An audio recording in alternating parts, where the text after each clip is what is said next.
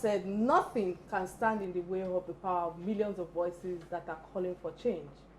Here on Real Talk with Kike, we talk with our passion and the power of voices, and we will continue to lend our real talk on real issues. Excellent afternoon again, my viewers. You're welcome to your show, Real Talk with Kike, and I'm your host, Kike Atanda-owo. And of course, with me on set are my beautiful co-host, Lola in the building, and green, yellow, pink. How you doing? I'm feeling like sunflower on a green bed today. I know. Welcome to your most exciting lunch hour show on TV. You know we're going to bring it to you real, so thank you for sitting in with us today. Okay, like I'm going to take it and say welcome everybody, all the viewers, wherever you have the opportunity to be watching us today. It's another real beautiful Thursday with real talks on the table, what governs us together, what binds us together, what affects us individually and collectively. My name remains Damlola Banera, and I'm sure you're going to have a beautiful ride with us today. Please stay tuned. All right, that was a beautiful introduction from Damilola. And of course, I think I forgot a new title that was given to me yesterday by Daddy Freeze, because he referred to me as Pastor Kike. Paitowa. I think I have to do the mix. Daddy Freeze, many thanks for that. May the peace of the Lord be with you. Kike's church is going to be so strict. You take us back to those ancient work. Oh, really? All of us Do will you be feel wearing so? abayas. Well, we have to come in But our one thing you can be so sure of, that sanctity.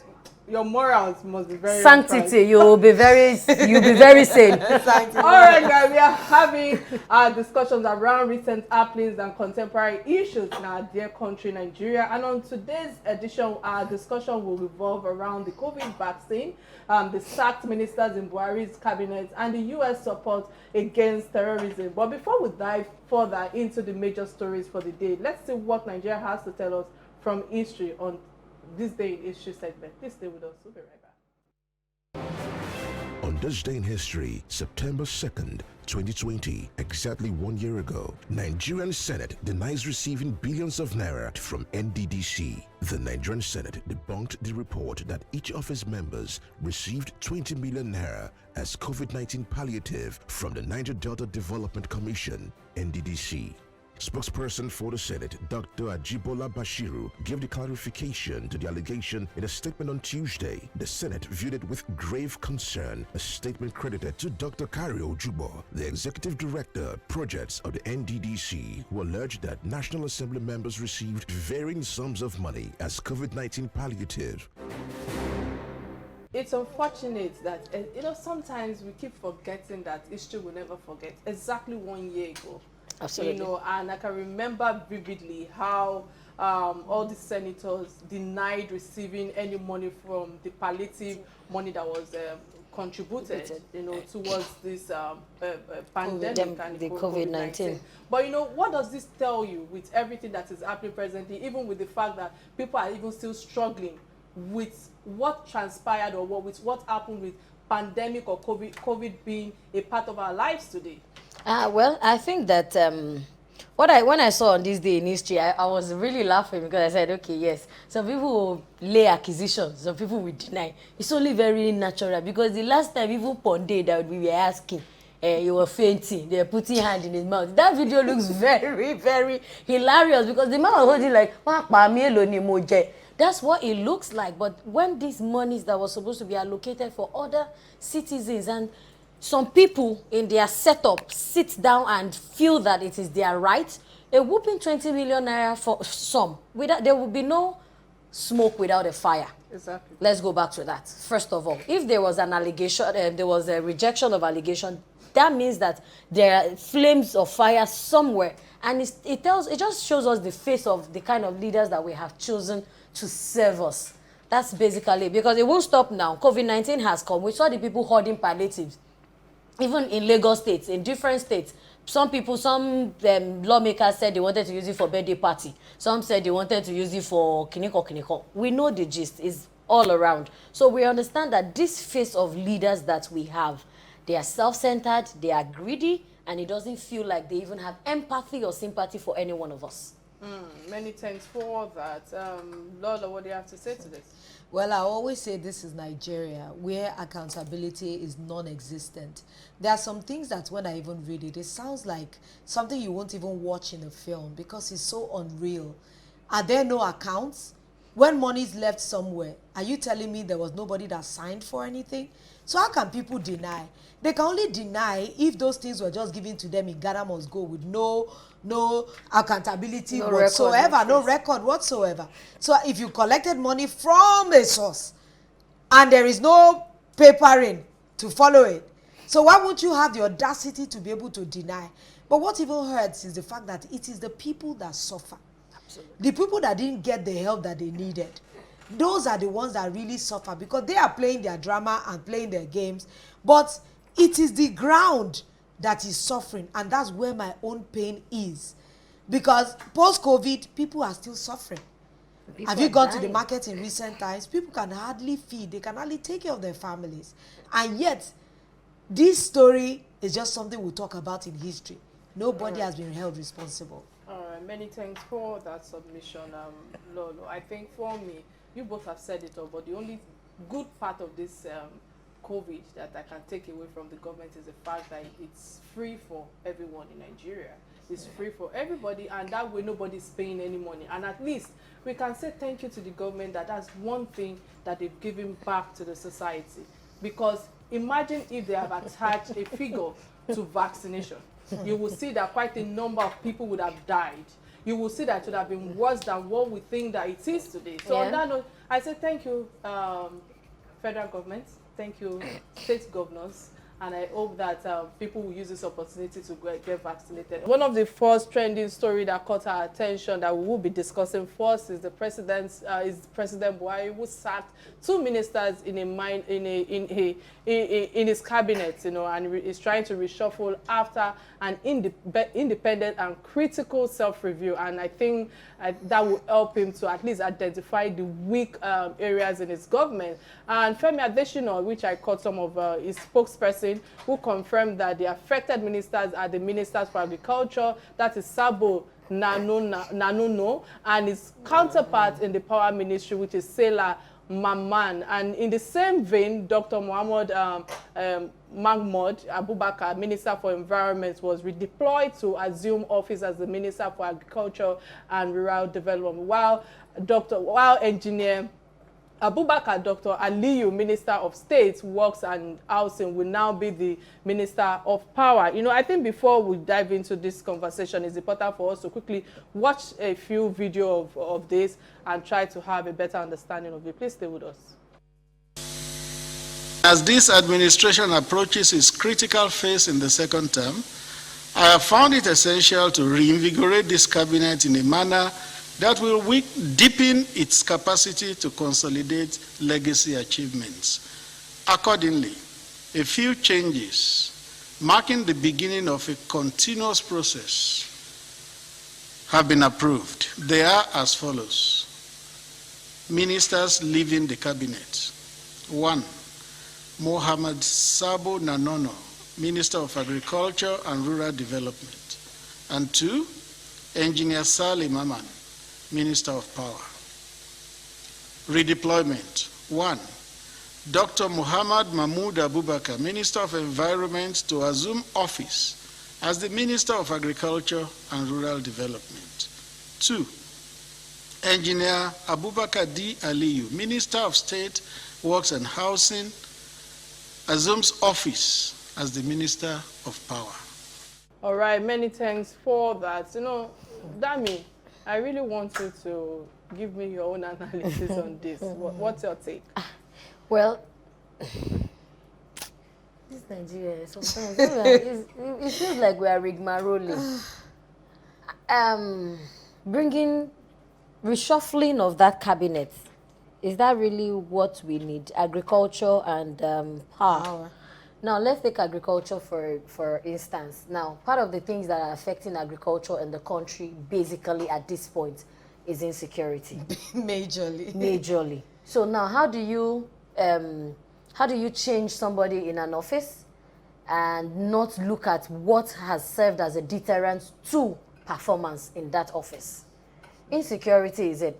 I think 3 days back I was just on Google and surfing generally and saying, okay, things that all of insecurities, displacement and all of that. And I saw that, yes, agriculture was at the forefront of the receiving end, because now we are still practicing open grazing.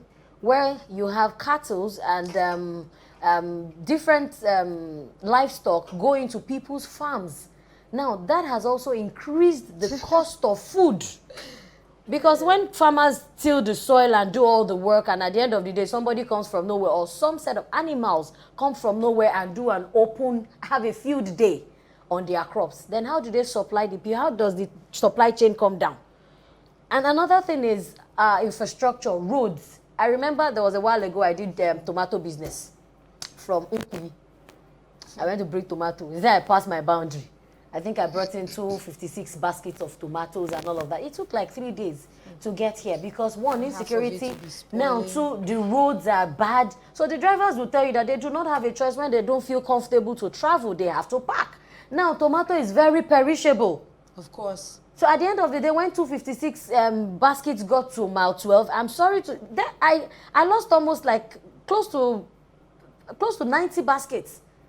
You know, just because something that should have come in a day or max the following morning, they leave very early, then they get here at the following day. So we select, there's a process of selection that you select the very hard ones that, okay, with the travel distance and all of that, by the time it gets here, it's easy for consumption. Go to mile 12. Look at how things have become expensive. So changing the Minister for Agriculture or of Agriculture, is that the solution to the food increase? Is that the solution? Minister of Power, okay, now we've read that Power Holding, Ministry of Power said they wanted to increase the tariff again, and it's not still like some people are getting this power supply. We always say that, I say with a group of friends that, okay, Nigerians like the basic. We will pay for it. It's services rendered. Do you get me? Now, if we're expecting XYZ service, and you're expecting us to pay XYZ plus 1, and we are not even getting XYZ service, there's definitely we will strike back. You know, when I looking at this country, one of the things that really, really gives me issues is the fact that there is no accountability. You know, when you say you're a minister and you are assessing yourself as a person, you want to know how your ministry is performing. Because waking up, if you look at it now, you'll be shocked that it might not even be performance-based speculation, because I'm not aware. It might not be performance-based. It could just be pure politics of this person offends someone, and that's why this person is going out. You know, there's so many things that have become speculative in the country that puts our head in places where it ought not to be. Looking at agriculture, at least I'm a bit encouraged that we have started to farm rice. And we had hopes that this rice will become exportable. But by the time you look at Nigeria rice alone, it's so expensive. It hasn't cut across everybody. And you are wondering that, okay, what's the ministry itself doing? And that's not the only crop that we have in the country. There's so many crops that when I was growing up, the pyramids of granite has disappeared from the north. Palm kernel. You're talking about cocoa. I'm talking about bulk agriculture that we can actually export and make money for the country. We don't see that. This cabinet reshuffling now, you're going to wonder that, okay, why is this guy going? Is it because he doesn't perform? There is no information out there. They just make decisions and we are supposed to accept it. Power. There's nothing to say about power because I haven't seen any single change, like anything. Like obvious change. Yes, we've privatized it up to a level. But yet the people of the country are still struggling. I know how many hours of power we have in my own accommodations. So imagine what's happening across the country. Some people don't even have transformers. They keep putting square holes in round pegs or round pegs in square holes. And you're wondering, okay, why is this person a minister in the first place? Reshuffling this person, what makes you think that the person moved from environment to agriculture is going to do better? At least if they are moving in, we should be able to look at his track record and say, this person, when Governor Fashola was in Lagos State, we could, whether you like his administration or not, there were many things that we spoke, you know, positively about his governance. And when he was made a minister, everybody welcomed it. Because we were looking at his track record, what he has done so far. So that alone has given us hope that, okay, maybe he's going to do better. And of course, you can see that even the most progressive of people, when they become ministers, is as if it's a struggle. So what are we saying? This cabinet reshuffling, is it going to help the people? All right, Lolo, many thanks. You know, in exactly 630 days left, he's beginning to think, that is, Buhari is beginning to think of his legacy. As he said earlier, that he doesn't want to be a failure, which I read, I think, about 2 or 3 or probably a month ago. And it's obvious that there are some ministers in his government whose impacts are not known or not even felt till date after years in office. You know, but first thing comes to mind when I saw that he sacked or stepped down some ministers, what exactly must have happened? Because President Buhari, he doesn't like to sack people.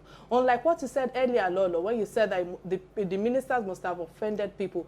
President Muhammadu Buhari is known for someone who is not good at sacking people. We have likes seen to give how, a second chance. Exactly. We have seen even how he's looking at the terrorists with another eye, you know. So there must have been this minister must have been a disaster, because with the increase in price in food and power, and it's not enough for them to say that, okay, you know what, I think with the way things are going, they have to step them down. But I must say that it's too late, as there are more public office holders in his cabinet that should be sacked. And I'm of the opinion that a lot of these ministers should have been relieved of their duties long ago. And they have spent 6 years now, and I'm wondering, there's little or nothing to show for it other than the fact that all the allocation that comes to their offices or their sectors that they embezzle, so to speak. It's important for the leaders, you know, to at least maybe, let me tailor it down to Buhari. It's important for him as a leader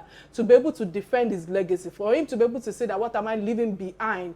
Because the short period he has left, I pray he will be able to consolidate that legacy that he's talking about. Now back to power, because I know that, you know, when people lament, let me use that word, about power, I cannot come out and lament, because the question is, to be honest, I've not experienced blackout in almost 7 years of my life. But just you like pay the for it. Because you pay for it. Premium. I pay for the premium, but the question is, Nigerians, are they ready to pay for the premium? So the question is, the average people on the streets cannot afford the amount of money that are being charged. Of course, so what when is the doctors are on government going strike, to who be is going doing to pay about premium? that? Look at Ghana, for example. Ghana is a place where there is basic amenities. What is stopping us from having that template foundation, basic amenities, you understand, for the citizens, for the people at large to be able to live comfortably? You know, we keep lamenting also about people, you know, that we are having brain drain in Nigeria with a lot of people that are eloping and the likes. We've seen what happened when Saudi Arabia came to recruit doctors. That's the word pack. You know, because you know, I was trying to avoid the word pack, because it felt like packing. It is what it is. Packing, you know. But you know that exercise was eventually disrupted. Yes, it was, because I saw quite a number of policies that are trying to put in place. Who is trying to be the clog in the wheels of their progress? Right, guys, please lend in your voices and let's hear what you have to say about all of that. I think the second trending story that caught our attention is that of the what's it called? The story on the press statement of the United States ambassador stating why Nigeria can end up like Afghanistan. You know, the U.S. ambassador to Nigeria, Mary Leonard, gave the assurance explaining that Nigeria and Afghanistan situation are not the same. So Nigerians expressed their fear that the situation in Afghanistan may serve as a moral booster for Boko Haram in Nigeria to take over the country. You know, is that possible? And that's exactly my fear. You know, when even with all this Taliban, I kept on saying that this is a wake-up call for us, however we want to look at it. But Lolo, what's your take with this? Know, when Boko Haram started, whoever thought that they would last this long? Exactly. Yeah. When Niger Delta was heating and we were having militant factions all over, could we ever have believed in the history of Nigeria that we could have factions that will hold the government to ransom like that? That will hold them on the very sensitive path. No. And now we are having breakaway factions everywhere. Because in Nigeria, you know that once you do cause chaos and do some, you know, make yourself obvious and known, you get amnesty. You get settlements. Yeah. You get settlement. Money will be involved. Maybe oil blocks and other things will, you know, come your way. So why won't you keep encouraging them? There are many things that scare me now. Who would have thought that cattle breeders in Nigeria will be carrying guns. So what are you? Destabilizing peace. I know it sounds like, can it happen? But it has happened. But it has, many things have happened to us that we found unbelievable 20 years ago. True. So another 20 years, the possibility of something major happening is looming.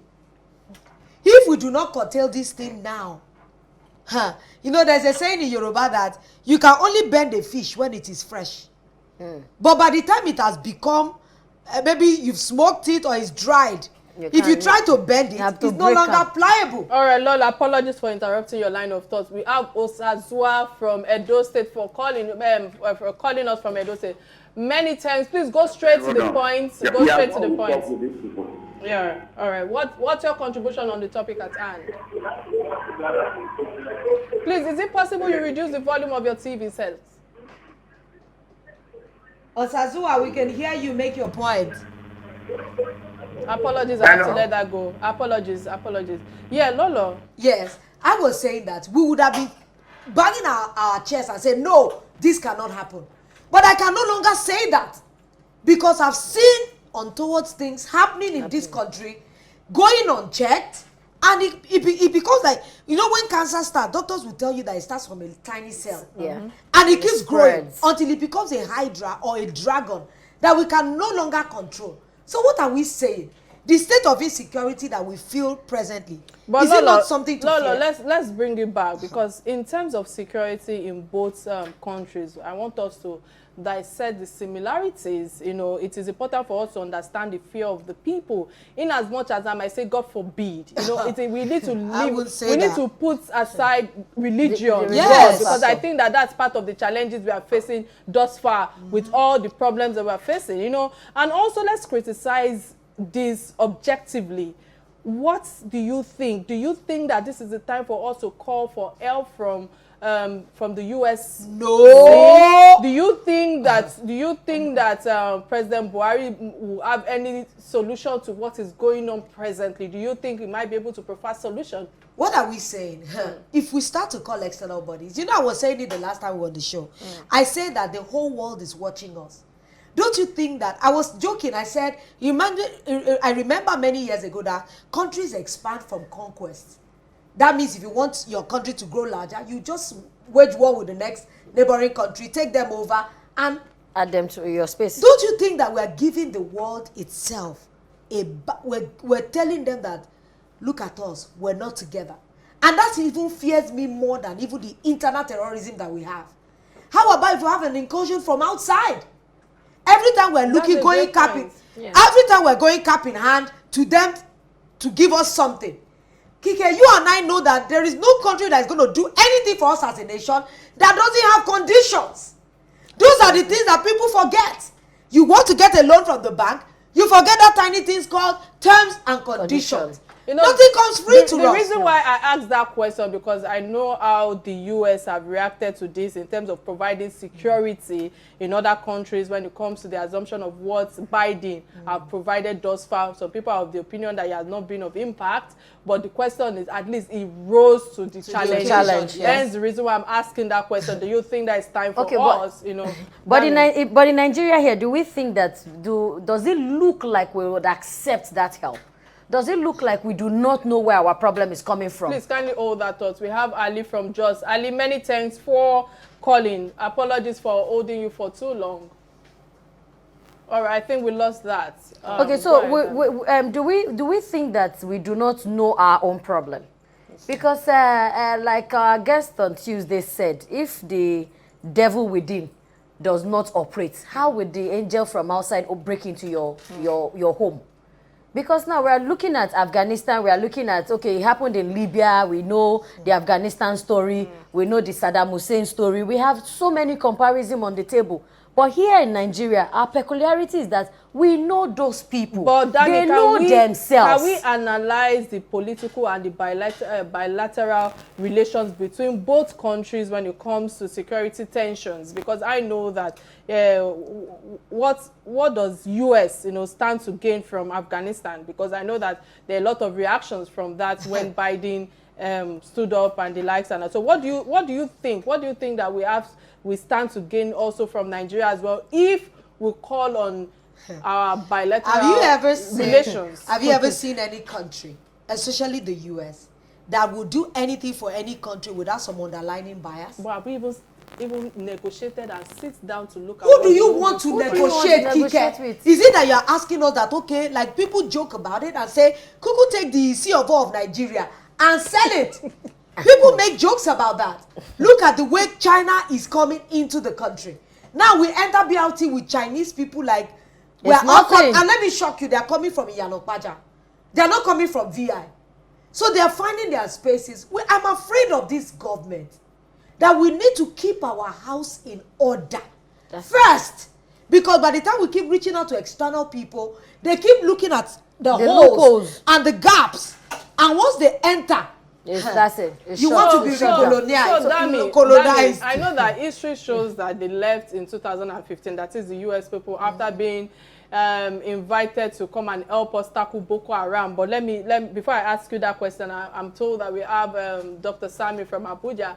Dr. Sami, many thanks for calling. What's your contribution on the topic at hand? Please go straight to the point because of time. Good afternoon. Thank you very much. I do your program, Kike. Thank you, sir. Thank you. Yeah, and you guys are looking good. Thank my friend. My main problem is that you have spoken the real thing. The politicians are not ready to work. They are just after their selfish end. The so-called no performance is not the issue. The lady Lolo and the other lady, they have said the truth, nothing but the truth. They are just after their selfish end, and they are jumping from one place to the other. Tomorrow it will be said that they have not come to either PDP or any of these other parties that they want to draw a contest for. This is the time for them to be doing election wahala. Understand? Yes. Yeah. So Nigerians, we are just back to square one. This is how to address the issue. Like you said, you cannot do agriculture when the security is very zero. So why are you talking the agriculture minister? Farmers cannot go to work. SML are kidnapping them, and the so-called what they call them again that are carrying AK-47. You have said the correct thing. So let us pray that God will deliver of this country. And on the side note, the law is not the same day with Jennifer, because it's looking so good. So Dami, like I was saying earlier, because I know that history has shown to us that the reason why the US do not want to actually jump on what is going on presently with us is the fact that something happened in 2015 that they had to leave when they invited them to come and help us tackle Boko Haram during what's it called, President Goodluck Jonathan's time. So, and I know that some of the challenges that is going on presently is the fact that a lot of people are asking what makes us think that they have genuine interest, that is the US people. And I think that is where I want us to put a little bit of analysis on, because I know that if we keep thinking that what is their interest, we might never find help and we'll still remain stagnant with our problems. But because nothing goes for nothing. Even in Freetown, there's no free lunch. We first need to understand that anybody who works because they want to get something. So anybody who goes out, you wake up in your house and you feel that, okay, I want to go out, you have an aim. So there is no country without an aim. Nigeria, who supplies power to Ghana, who gives Namibia lights, who does this. Nigeria is also gaining something because, of course, there will be a bilateral agreement and relationship within them. Okay, look at what happened between Nigeria and Dubai. Dubai had to boycott Nigeria. Why? Because of not only Nigeria, there are quite a number of countries. Not only Nigeria, but look at how Nigerians have even boosted Dubai's economy. Because Dubai is like the small London. Yes. We should be treated as priority. Before you close your eyes, the next person is in Dubai. Before you close your eyes, the next person has gone. So what does that tell us? If they can boycott us and say, okay, you know what? It shows us practically and parallelly that we are not ready. Nigeria knows its own problem. Don't bring the US in. The thing is, the strength of our leaders are questioned every day. Their strength is questioned. So every time we're facing the world, every country comes to a round table and there are agreements all over on different issues. But by the time you have a table discussion, you know that after that table discussion, the Nigerian culture which is so terrible. Somebody was joking I was hearing some comedians saying that it's as if Nigeria is re-educating the world on ways of corruption. All right, apologies, Lolo. We have Osazua calling us back from Benin. Many thanks for calling. Yeah, please go straight to the point. Please go ahead. Hello? Hello, we're with you. Okay. I want to talk on Osazua from Benin. You're welcome. Yes. I want to talk on this foreigners invading this country. Okay. Go ahead. It is very unfortunate. But one thing is, the truth of the matter is that we cannot do without foreign policy.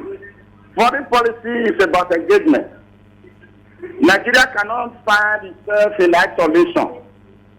But we must be able to determine and define the terms of our relationship with the outside world. Let us look at America. America went into Afghanistan and messed up. The Chinese are pouring into this country. Any contract China has signed with any country in Africa, there is a clause, the sovereignty clause, which is very dangerous. Look at what is happening in Zambia today. The Inspector General of Police of Zambia is a Chinese. That is recolonization of Africa. So, in our engagement with the outside world, we have to determine and define and strategize the terms of our engagement. That is what is very important. Secondly, I want to talk on this, the ministers that were sacked by Buhari. I think what Buhari needed to do was to resign himself, not even to sack the ministers, because he has not offered anything. He has not delivered on promises. The church matter is a horse. Thank you, my people. Thank you very much. Thank you very much for that. You know, let's analyze what the last caller shared with us, especially when it comes to the foreigners coming to be part of a cabinet, you know. And I think that that's part of the challenges that we are facing in our country today, you know. Lolo, what's your take with all what is shared thus far? I appreciated some of his submissions, and it's very scary. A lot of people are thinking colonization will be like, oh, they come and an incursion again. There are many loopholes that can bring recolonization into our lives. What we're talking about, it was saying that we need to be very careful about who is signing what agreement. Because the agreement that how knowledgeable that's what I'm saying. Part of the problem because we have to look. Did you not hear one time that we analyzed on this show that there was an agreement that somebody wrote in Chinese? How are you to sign an agreement in Chinese that is not in English? Do you know what is neither is it your mother language? Exactly. So those are even things our mother language sometimes we are confused about the understanding, because you know sometimes we're like, for indigenous people like me who like to translate your English to Yoruba, the likes and all of that. You know, even after translating, some people say, oh, that's not the meaning. There's a literal and a literary meaning to every and an sentence. inferred meaning. So these are the things that worry us as a people. It is the character of our leaders that I fear. Because if you are signing an agreement and you do not look at this thing critically. But now, before let's go back to let's just take a down swipe. Before they became leaders, who were they? Who were they? Now we are breeding a lot of internet fraudsters who in another 20, 30 years will take over leadership. There was a minister that was alleged that he bought a Jaguar. He bought a Jaguar. He bought a stolen Jaguar vehicle. It was in the news. He's still in office. Look at the senior special advisor with Governor Ogun State. All right, we have another caller from Ogun State. OBJ, many thanks for calling. Please go straight to the point because of time. In the area of security, all of us remember when Jonathan invited Chinese and Americans to come to Nigeria to help us. When they came, they discovered that among the military, there are Boko Haram. Among the federal government officials, Boko Haram members are there. They discovered that the sabotage is that before they could do their plan, information has got to Boko Haram. That made them to decide going back. And if that will not stop, how can bandits or Boko Haram penetrate Nigerian Defense Academy if there is no insider. That shows that even among the military, Boko Haram is among them. Except they find out and fish them out, this insecurity of a thing will never end. It is not this for the first time. The time when Alhaji Shagari, he had Matasini. Matasini came more stronger even than Boko Haram. But yet, when there was sincerity at that time in government, they dealt with them. It does not take more than 10 months. The end of them. But this one, the war is difficult. Before federal government can win this war, it is only God will help us. Thank you. Thank you for yours. So I think because of time, let's quickly go straight to our third trending topic story. And the third trending story that caught our attention is that of the court that stops the compulsory COVID-19 vaccine in Edo State. The Federal High Court sitting in Port Harcourt has granted an order restraining the governor of Edo State, Godwin Obaseki, from enforcing the order mandating all residents of the state to get vaccinated for COVID-19. And Obaseki had, prior to the court order, warned that any resident who failed to get vaccinated will not be allowed access to worship centers, banks, and other public space in Edo State. You know, Lolo, you know, when I was watching the video and a little bit of research that I did, and I must ask that it will equally be, important for us to speak about the freedom of choice, as well as the people, the freedom of choice of the people with regarding to being vaccinated.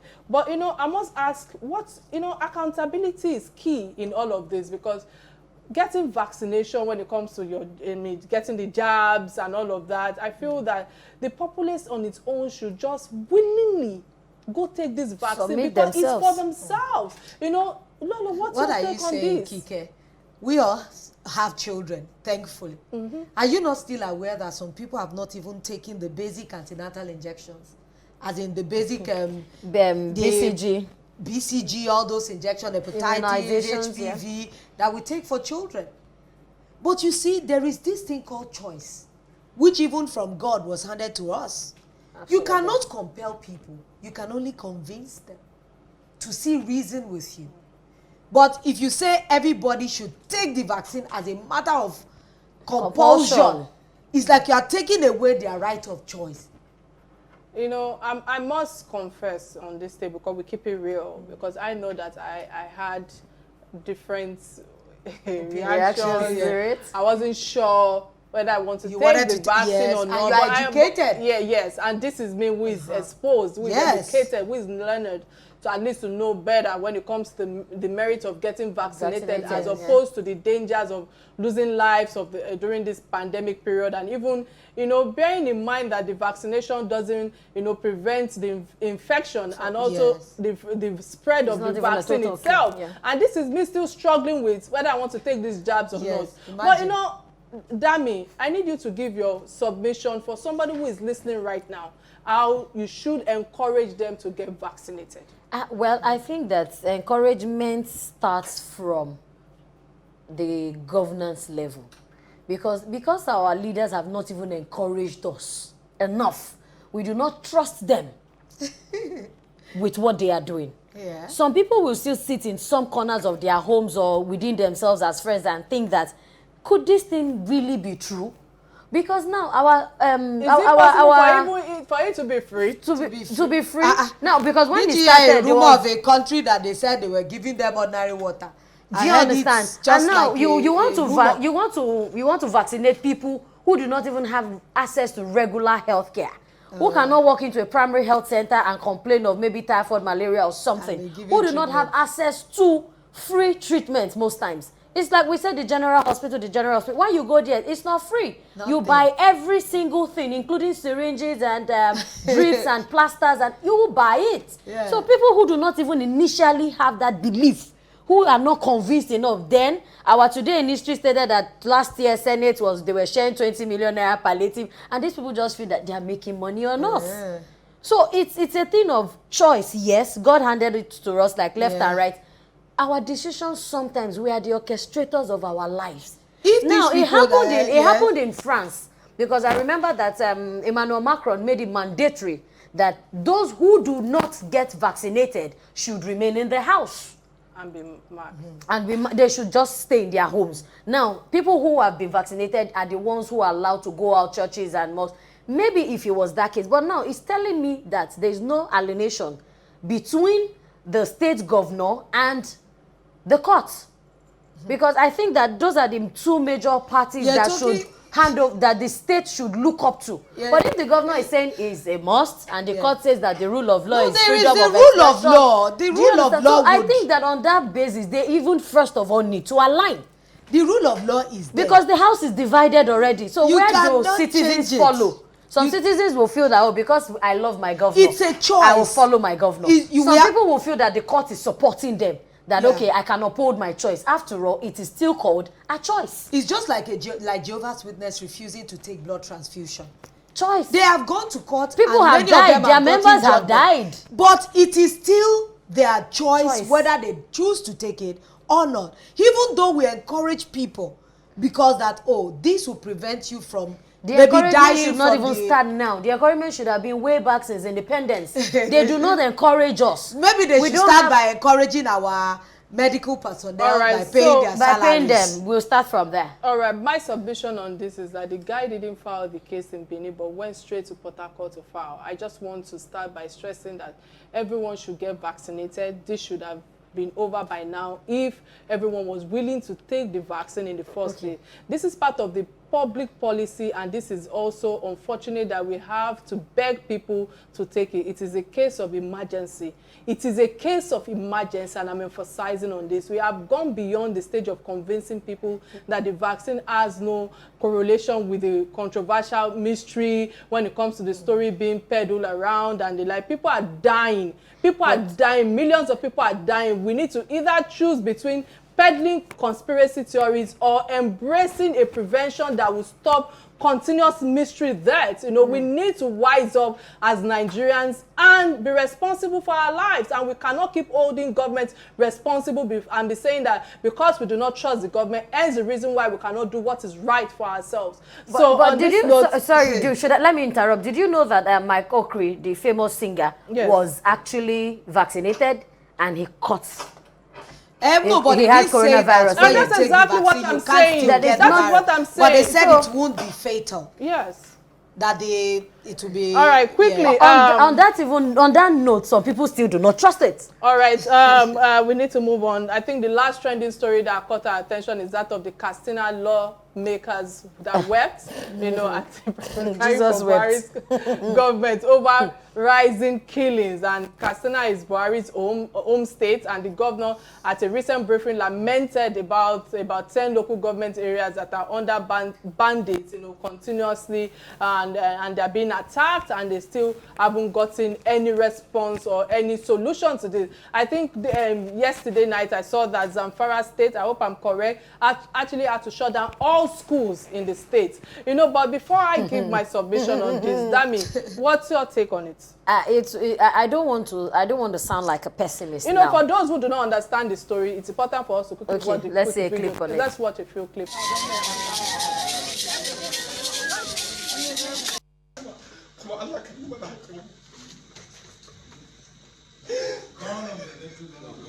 Mr. Speaker. Ake irin wannan. Ba daidai bane gaskiya. Mun zo ne don mu magana ba.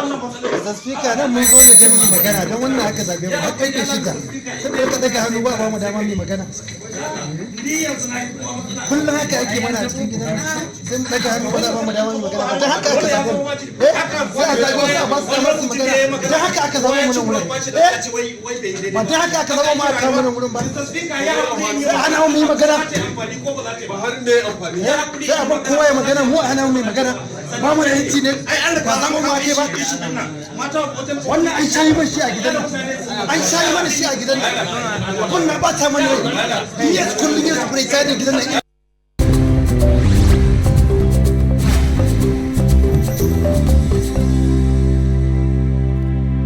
That's a very sorrowful condition, you know. Lolo, what's your take? You know, when I look at our country, The state of insecurity is becoming very alarming. I'm scared every day. Look at a National Assembly of a state crying out for help. If it hasn't gotten to that dire situation, they will not break down and become human like that. You will think they will have it together. And this is the home state of our president. They need to do something. I keep look at this boy, this actor, this musician, Joel, whose father was killed by herders, Fulani herdsmen, in quote.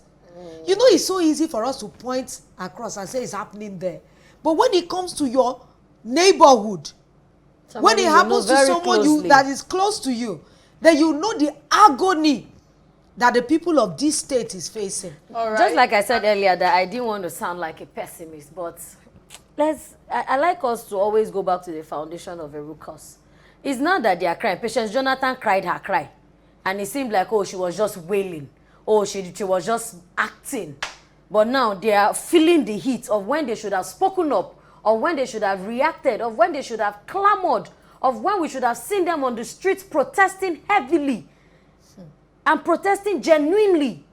But now it has gotten to the fact that everybody faces it. The other day we were talking about the senator whose pilot's son was killed. It has come to their doorsteps. When they should complain, they kept short. All right, many thanks for that. Apologies, we can't pick any other calls for going forward. You know, Lola, I'm happy with what you said earlier, because I will continue to repeat that our pains and grief on the rising insecurity cannot be compared to those families who are directly affected, you know, whose children are being killed and adopted. You know, we have kept on sending condolences messages and greeting almost every time on this show. It shows how worse the situation has become. Even in Katsina, it shows Buhari is failing, you know, and he's failing to even to provide security for his own people. So while I'm amazed at myself and my fellow Nigerians that we have voted in him again despite this failure, perhaps we are not addressing the root causes of those violences. The current administration needs to address the inequality that has set the grounds for some people to feel marginalized and shortchanged in this regime. The problem of unemployment needs to be addressed. Those involved in insurgency and terrorism are definitely the youths. And I'm sorry to say this, they are not from Spain, they are not from Singapore, they are definitely Nigerians in our midst. The truth is that they don't have meaningful jobs and employment. Hence the reason why we have seen that all these things is continuous and it has refused to change. If they had anything paramount to keep them busy, they wouldn't be engaged in violence and terrorism. And I think thirdly is the fact that, you know, that whether we like it or not, the government needs to come to a realization that all sectors have failed in Buhari's administration. These are sectors, especially sectors that are not providing jobs and occupations for the people. People graduate from schools after NYSC, they have nothing to show for it. If our sectors are not dead, if the people that are meant to be are supposed to support the incoming people who have just graduated and help them to find livelihood, maybe quite a number of people would not be dead today. Do I understand that every country have their challenges that they are dealing with? The answer is there. But the insurgency, the insecurity in our country have never gone this far. And it's very, very horrible, because every time we come here, we keep sending our condolences. When is this going to stop?